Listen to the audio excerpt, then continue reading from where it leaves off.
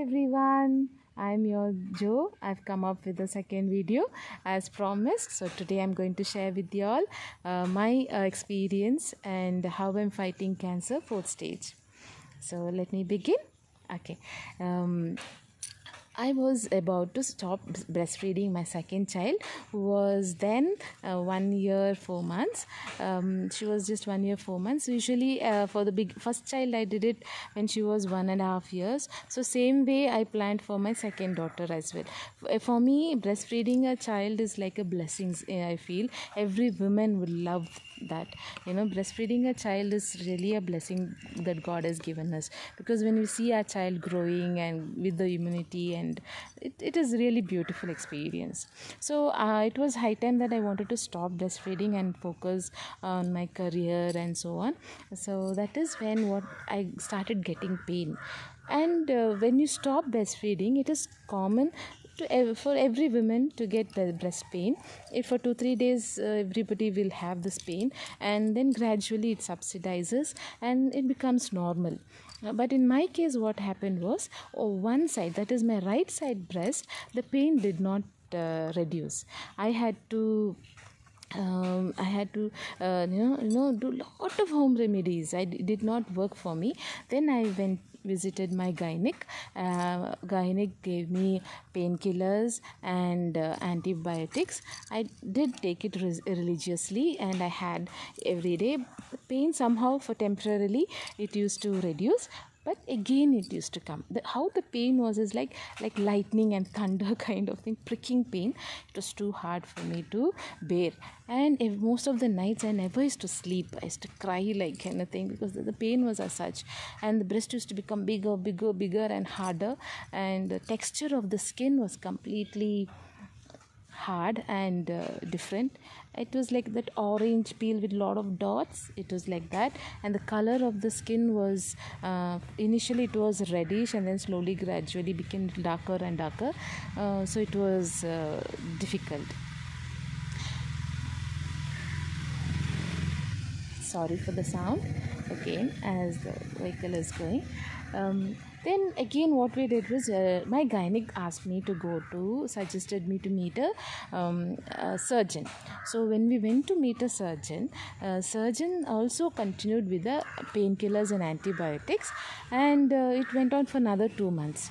Then pain did not reduce. It was like worst. Then again we visited the doctor, and doctor said, why don't we do biopsy? So then in my family, in January we had a wedding in our family, and I didn't want to spoil the mood of everyone at home, because it's a happy moment. A person getting married, it's a happy moment, and it's a time for celebration. So I didn't want to spoil that mood, because people will come home, or they get upset, they only talk about the sickness, or they might only talk about my pain. So I didn't want that to happen. So we postponed that biopsy for a few more days. The doctor said, don't postpone too long, let us check, because it's becoming worse day by day. And then after the wedding, we visited the doctor again. We had the biopsy done, and the report came. Used to pray day and night that report should be should not be anything serious. So fingers crossed, and right, and everybody keeps praying, and I prayed. So when the report came, what happened was, it said cancer, breast cancer, second stage.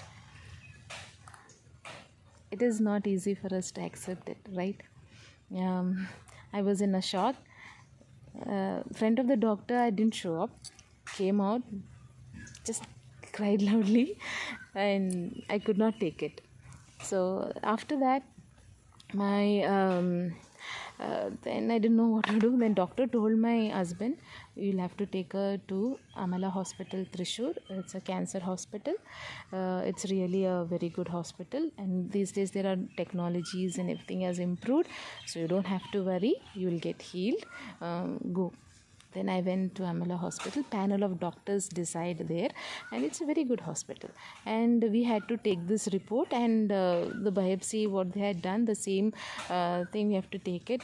Medical terms, it doesn't come in my mouth to share it to you all. You that whatever thing they had collected from my breast, those parts we had to collect it from the laboratory, and we gave it to their lab in Amala Hospital. They did it once again. We went and met doctor there, and doctor checked me, and they said we'll have to do a PET scan. And once the PET scan report came, it was not second stage. It was fourth stage, metastatic stage, where it had spread in the body to different parts, even the ovary.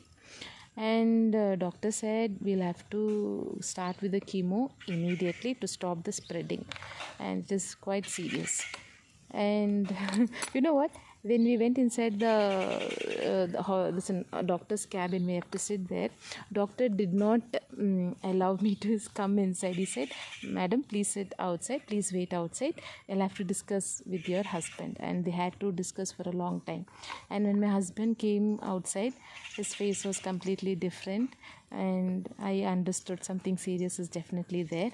But he didn't show it to me. He started smiling and he said, Jo, nothing, we'll fight it, you'll be all right, don't worry, I'm there with you, whatever might be the situation, I'm there with you, okay? I said, please tell me, what did doctor say, tell me and let me know, at least I will be after my. He said, nothing to worry, Jo, only some sort of treatment, no, this is cancer, just some treatment and you'll be fine. So that is how said, okay. So I said, okay. But I did know there is something doctor said, but how to bring it out from his mouth was still hard. But it was quite serious. Then same doctor suggested us to meet another doctor who's professional in this, a little more higher, who does this chemo and the combination of medicine and everything. So we met that doctor, and doctor was very sweet, very lovely, and he said we'll have to start up with the chemo immediately, but before starting up with the chemo, you will have to do one more biopsy, because biopsy is not easy. They'll give local anesthesia and it's so painful when you do that. You can literally feel the you can actually feel the pain when they do that. So I was like, I didn't want to go for a painful situation again, I'm tired of this pain. Then say this is ovary biopsy they wanted, ovarian. So because they wanted to know whether the cancer cells are same, breast and this one is same, so that they can treat it accordingly. So they did biopsy for ovary also. My God. Nobody should get this cancer, really. It's so painful, but we'll have to face it. So that is also done. And once the ovary biopsy report came, so there it was said it is spread there, but not much, little. So doctor somehow convinced us, and then we too got convinced, and then immediately we started the chemotherapy. Trust me, after the first chemo, I really slept. It was heaven. Heaven in the sense it was really heaven, because I didn't sleep for almost 4 to 5 months continuously. I was like in pain. I was completely a different person. I was behaving very weird. I was showing my anger on my little innocent kids, on my husband, on my mother-in-law. Thank God my mother-in-law was so understanding. She knew that I'm not able to bear the pain, and even though I used to shout at her, she used to keep quiet, and she said, don't worry, I can take care, you take rest. But how can I take rest, because my mother-in-law is not young, who can do all the work at home. Taking care of children is not easy. I wanted to help her, I don't want her to work, but it was helpless. So after my first chemo, the pain reduced, and it was heaven, and I was feeling so happy.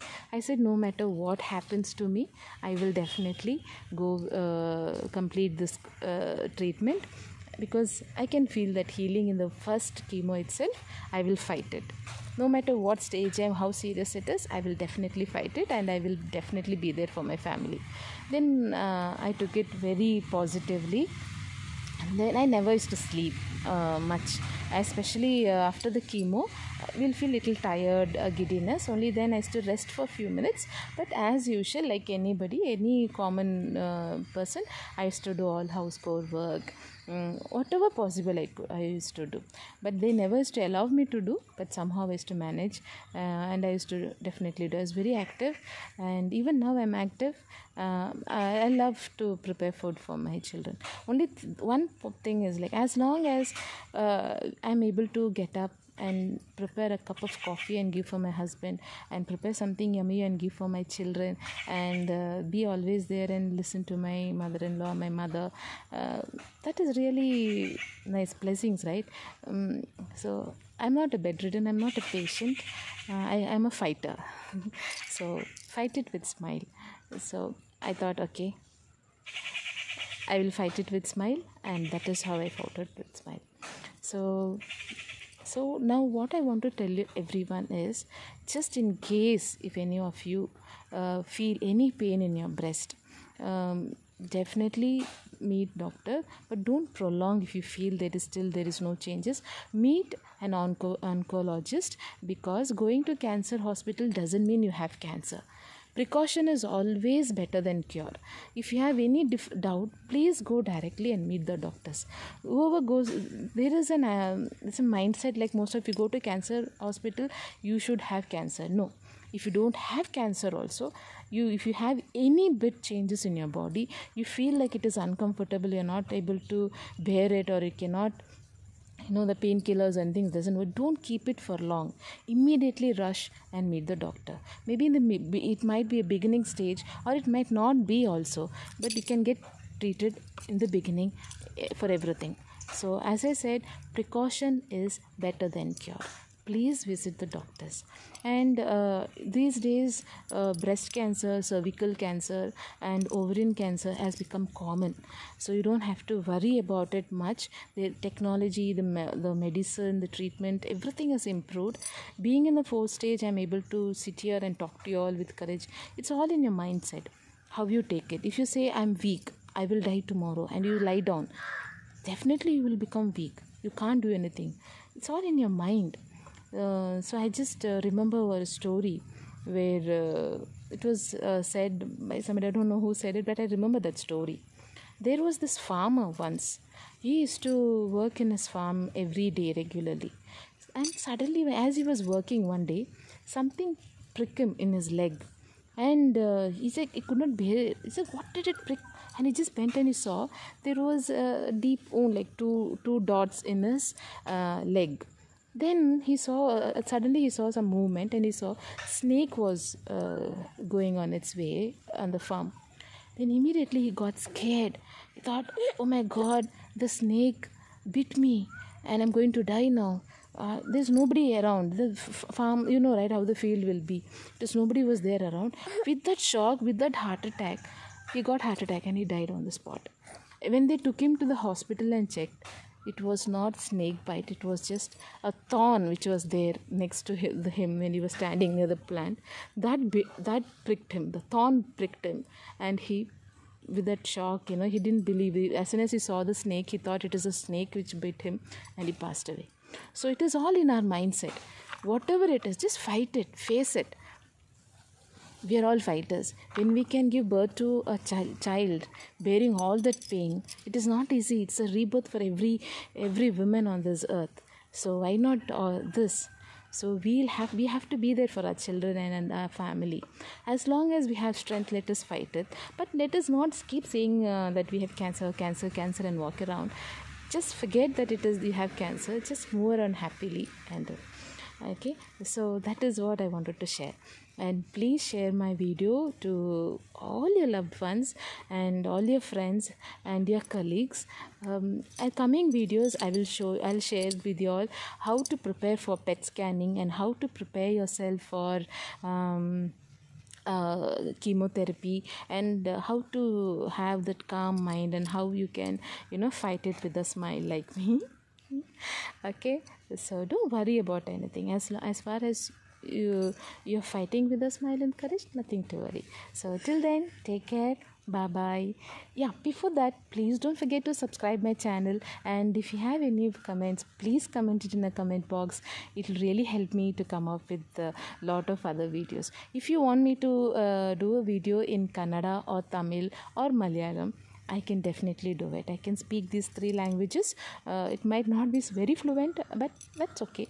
I can definitely do this. My only purpose is to share and bring awareness in all the women. That's it.